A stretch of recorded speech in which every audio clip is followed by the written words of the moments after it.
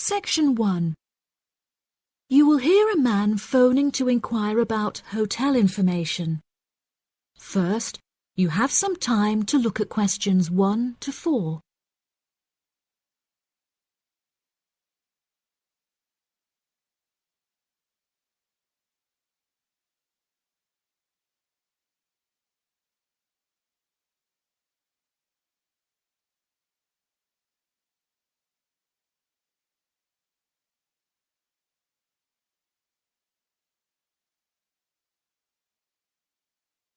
You will see that there is an example that has been done for you. On this occasion only, the conversation relating to this will be played first. Good afternoon. You're through to reception at the Island Hotel in Crete. How may I help you today? Yes, hello there.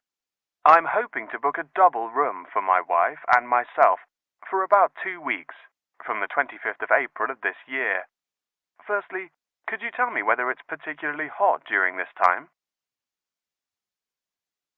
The type of room the man requires is a double one, so double has been written in the space. Now we shall begin. You should answer the questions as you listen, because you will not hear the recording a second time. Listen carefully and answer questions 1 to 4. Good afternoon. You're through to reception at the Island Hotel in Crete. How may I help you today? Yes, hello there. I'm hoping to book a double room for my wife and myself for about 2 weeks, from the 25th of April of this year. Firstly, could you tell me whether it's particularly hot during this time? Yes, of course, sir. During late April and early May, the daytime temperature shouldn't exceed 19 degrees Celsius. But the weather has been rather erratic and difficult to predict in recent years, so I am unable to say for certain. Okay, that sounds good. My wife doesn't like going outside when it's very hot. I haven't booked flights yet, but I must say that I'm unfamiliar with Crete and its transport system. Does the hotel provide an airport shuttle service? Yes, sir.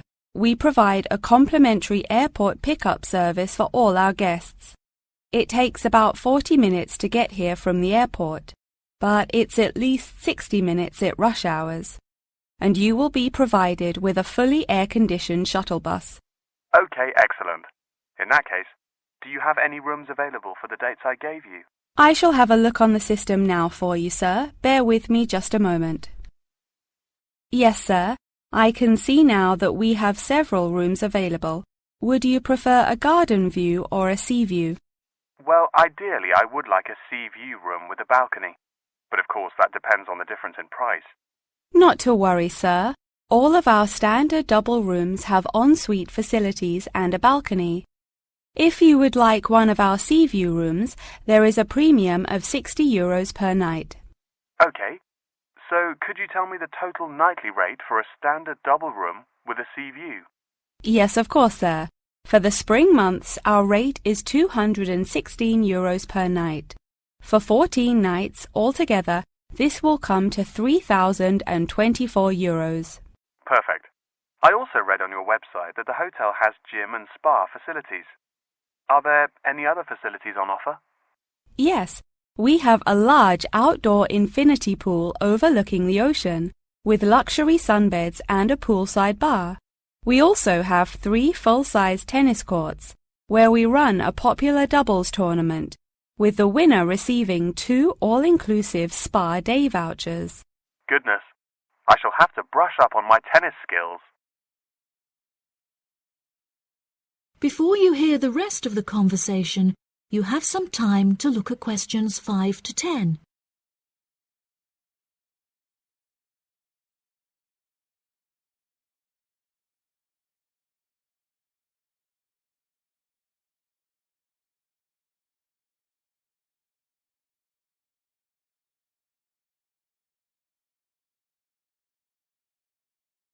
Now listen and answer questions 5 to 10. Are there any other activities organised by the hotel that we can partake in? It's just that it's our wedding anniversary on the 30th of June, and I would like to provide my wife with a perfect romantic getaway. I can assure you, sir, that your wife won't be disappointed. Ours is a 5-star resort which is renowned for its luxury and beauty. In terms of activities, the hotel provides thrice-weekly entertainment. On Tuesdays, guests will take a minibus and partake in learning to cook succulent fish dishes with our Michelin-starred chef Enrique. The class will take place in a beautiful valley deep in the Cretan hills, where guests will be treated to an intimate piano performance by our in-house concert pianist Pedro. On Wednesdays, a select number of guests will be fortunate enough to explore the mountains by helicopter, before being transported to a tropical Cretan garden by shuttle bus. Finally, on Thursdays, after a fancy dinner, we provide a spectacular fireworks display, which guests can view from the comfort of a cable car. Oh, wow! That all sounds absolutely wonderful. I shall book the room now, and then I need to look at flights so as not to become extortionate. Would you like to take my details now or later? That is the end of section 1. You now have half a minute to check your answers.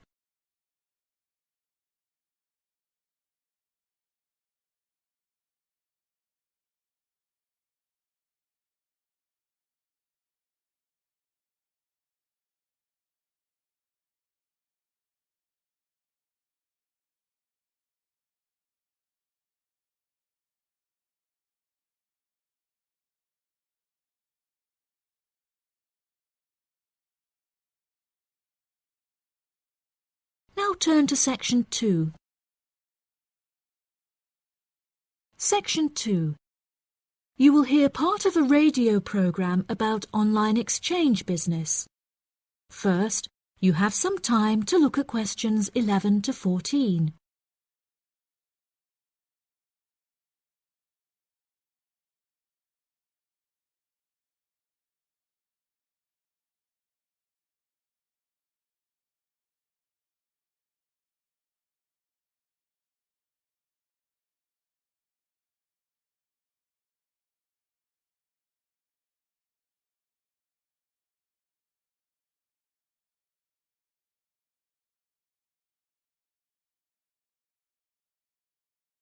Now listen carefully and answer questions 11 to 14. Barter Online UK is a young, up-and-coming website in the United Kingdom where users can buy new and used goods. However, instead of paying with money, registered users instead exchange their purchase for an item of similar value. This part is perhaps the most complicated, as the registered users themselves must mutually decide on an appropriate value, with value either being the recommended retail price, RRP, or simply how much they believe the item to be worth. The website has been founded by a group of 4 friends in the north of England. Originally, they exchanged their belongings among family members. They frequently found themselves swapping their belongings when they no longer had any use for them. They live by the motto, "One person's trash is another person's treasure," and hate to throw things away.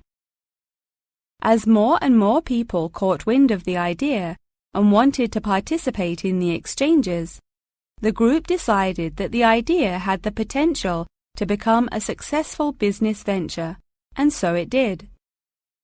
Barter Online UK is a startup online business, which took 3 months to set up, and has now been running for around half a year. Despite only being founded a short time ago, the website has already garnered about 1,500 registered users, with 500 more than expected, a huge achievement for the founders. Some of the users are registered in the United Kingdom and Canada, with the majority from the Republic of Ireland. In order to become a registered member, users must first fill in their personal details, followed by their credit or debit card details, which will be used to take payment of a monthly fee of £5. As long as this fee is paid, users will be able to perform an unlimited number of online exchanges. Before you hear the rest of the programme, you have some time to look at questions 15 to 20.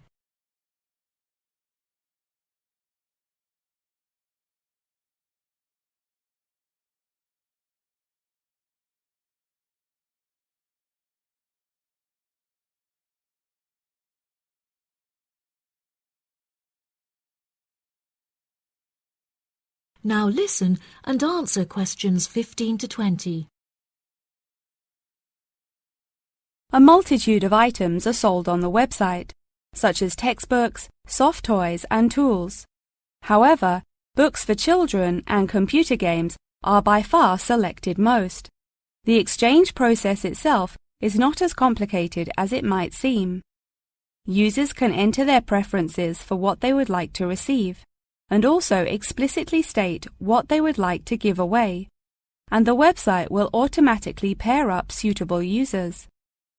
If, however, a user doesn't want to give anything away, but would simply like to buy something, Barter Online UK does support a secure online payment system, where users can perform a normal monetary transaction.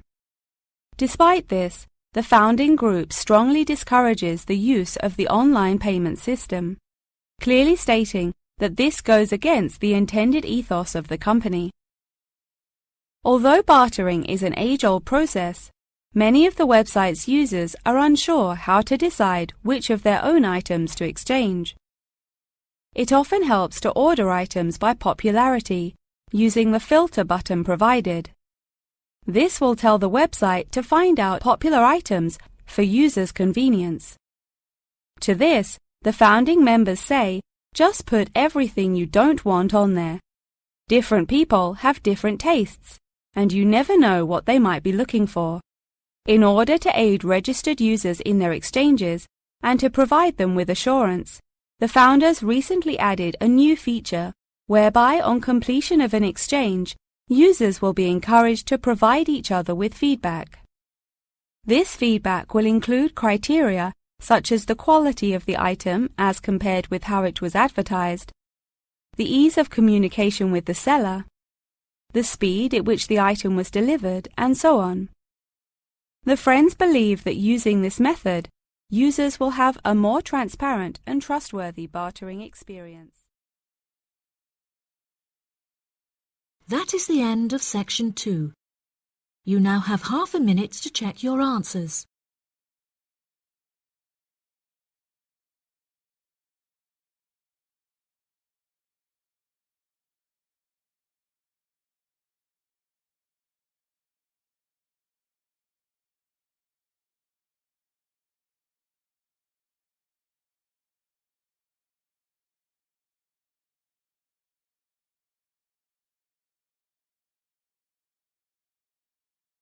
Now turn to section 3. Section 3. You will hear Tom and Annie, two students, talking with their professor about the assignment. First, you have some time to look at questions 21 to 26.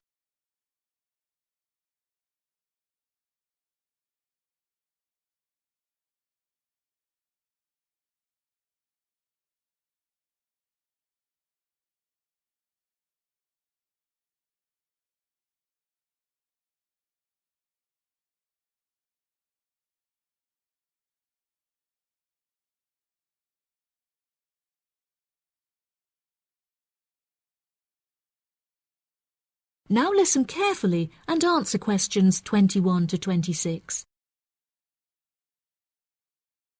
Professor Tomlinson, may Annie and I please quickly ask you a few questions about the reflective journal assignment? It's just that we're a bit confused as to what you want us to include and discuss. Yes, of course. What are you having trouble with? Well, everything really. To start with, what should be included first in the reflective journal? Perhaps suggestions from others? No. Firstly, you should include the study goals you set yourself at the beginning of the module. This section should have been discussed in some detail towards the beginning of the course by Professor May. You should be able to find her suggestions on the slides she has provided the class online. OK, thank you, Professor. Could I also trouble you to take a brief look at my bibliography and footnotes? I feel like they're missing something. Most of our friends' bibliographies are longer. Well, looking at this, Annie, I can see that you have used a wide range of resources, which shows that you have made effective use of communication technology. As far as I can tell, you need not make any changes to this, although you might want to double-check that your referencing complies with the Harvard Referencing Style regulations. Oh, I'm very surprised you've said that. Thank you. Now I can set my mind at ease. Tom, you said you wanted to ask the professor about the achievements section. Ah, yes, Professor. In the assignment guidelines, we're asked to introduce and elaborate on our biggest achievement in the past, saying which skills we learned in the process and how these skills can be transferred to various different future careers. The only problem is that I don't know what my greatest achievement actually is. I've only ever worked as a waiter in a hotel restaurant during the summer holidays from university. If you worked as a waiter in a hotel restaurant, you're bound to have worked with other waiters as part of a team. Would you say that during your time as a waiter, you developed any leadership skills? Yes, well, I suppose I was asked to become the team leader of the food and beverage department, but that's hardly an achievement. You might not think so, but if you write that you were offered the position of the team leader, it shows a lot more about your character. For example, that you're charismatic and work well in a high-pressure situation.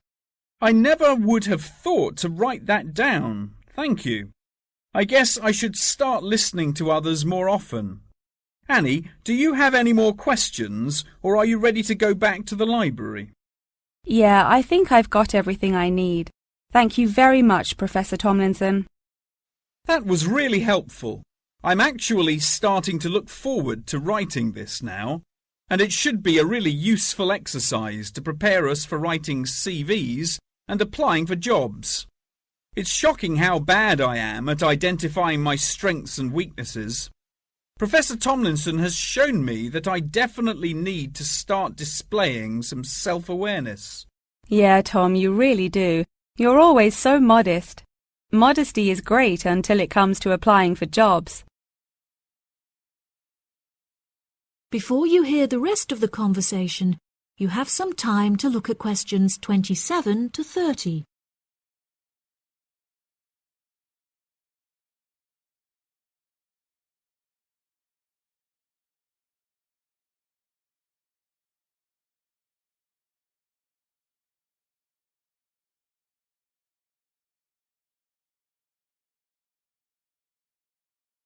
Now listen and answer questions 27 to 30.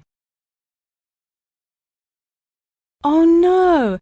I forgot to ask the professor about the section on identifying the skills gained through different activities. Do you remember? When it asks you, for example, whether writing an essay develops your study skills or your independent learning and so on. Oh goodness, we really should have asked him that. I've been having trouble with it too. It just seems like such a pointless task. What do you reckon the answers are? I think writing an essay might be a way of identifying and resolving a problem, because you have to state the problem in the introduction and then solve it. I'm not so sure about taking exams. I thought they were supposed to develop lots of different skill sets. If I really had to choose, I'd say that taking exams enables you to become more confident in yourself. Do you agree? Maybe. I really don't know either. What do you think about the last two? Making class notes and presentation notes? Oh, it's so difficult. I think making class notes has to be a way of becoming a more independent learner, because you yourself decide what the important information is and learn it. That reminds me, I find taking presentation notes is a disaster. The professors speak much too quickly, and I write much too slowly. That is the end of section 3. You now have half a minute to check your answers.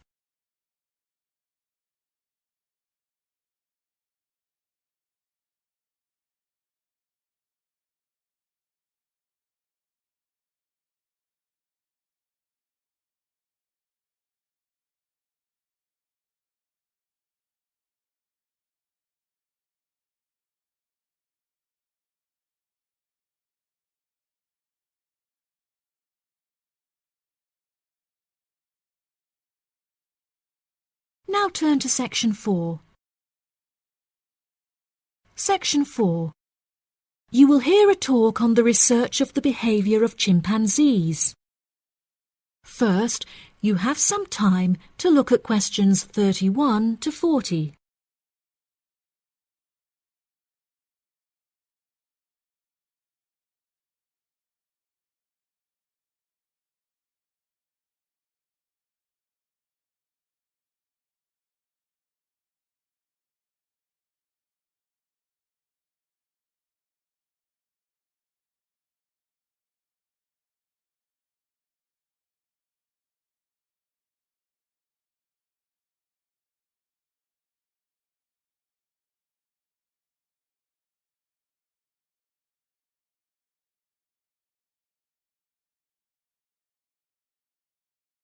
Now listen carefully and answer questions 31 to 40. Welcome back to my series of short lectures on apes. Today we will examine recent and historical breakthroughs on the behavior of chimpanzees, otherwise known as chimps. The word chimpanzee is an umbrella term for two different species of apes in the genus Pan, which are the common chimpanzee or pan troglodytes found in West and Central Africa, and the bonobo, or Pan paniscus, which are found in the forests of the Democratic Republic of the Congo. Chimpanzees belong to the Hominidae family, together with gorillas, orangutans, and indeed humans. Current research tells us that the chimps broke away from the human branch of the Hominidae family approximately 6 million years ago, and remain the closest living relative to humans to this day. More modern researches into chimpanzees have centered on their behavioral characteristics, once all biological and genetic factors have been ruled out. In this way, scientists have unearthed an unfathomable amount of similarities between human and chimpanzee behavior. Although much of this research has taken place through observation of captive chimps, the results are widely seen as an authoritative reflection of chimps living in the wild. Chimps live in large so-called communities comprised of many male and female members, with the social hierarchy determined by an individual chimp's position and influence. Through such research, scientists have found that chimps learn and adapt through observation of others' behavior. Once in power, the alpha male is often seen to alter its body language in order to retain power. For example, he might puff himself up in order to intimidate others, while lower-ranking chimps are noted to behave more submissively and holding out their hands while grunting. Female chimpanzees also have a distinct social hierarchy, with high social standing inherited by children. It is not unheard of for dominant females within a community to unite and overthrow the alpha male, backing another in his place. James Diamond, in his book The Third Chimpanzee, suggests that chimps should now be reclassified in the genus Homo instead of Pan, and there are many arguments still in favor of this. Male common chimpanzees are, on average, 1.7 meters in height, weighing 70 kilograms, with their female counterparts being somewhat smaller. By comparison, the bonobo is slightly shorter and lighter, but with longer arms and legs. However, both species walk on all fours and climb trees with great ease. Jane Goodall made a groundbreaking discovery in 1960 when she observed the use of tools among chimpanzees, including digging for termites with large sticks. A recent study claimed to reveal that common chimpanzees in Senegal have been using spears sharpened with their teeth to hunt. However, these reports remain unsubstantiated. Researchers have witnessed such tools, namely rocks, being used by chimps to open coconut shells, and indeed crushing nuts with stone hammers. As scientific technology has developed, so too has our knowledge of the sheer extent of the chimp's intelligence. Research has now shown that chimps have the capability to learn and use symbols and understand aspects of the human language, including syntax, as well as numerical sequences. As I mentioned earlier, the umbrella term chimpanzee is comprised of the common chimpanzee and the bonobo.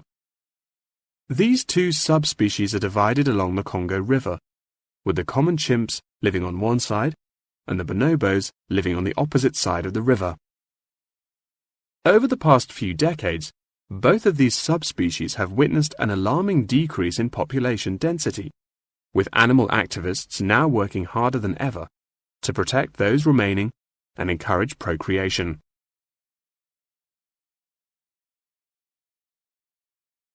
In addition, next week's episode will focus more closely on how chimpanzees in captivity are able to learn things through imitating the behavior of humans, as well as how chimpanzees' behaviors have developed over many generations. Thank you very much for attending this evening's lecture. I hope you found it intellectually stimulating, and I look forward to seeing you again next week. Good night. That is the end of section 4.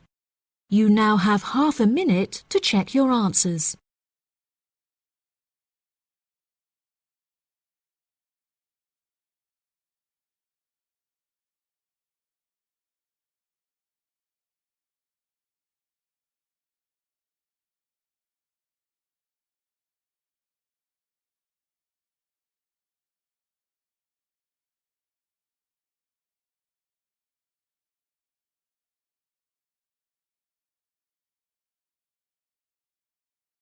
That is the end of the listening test.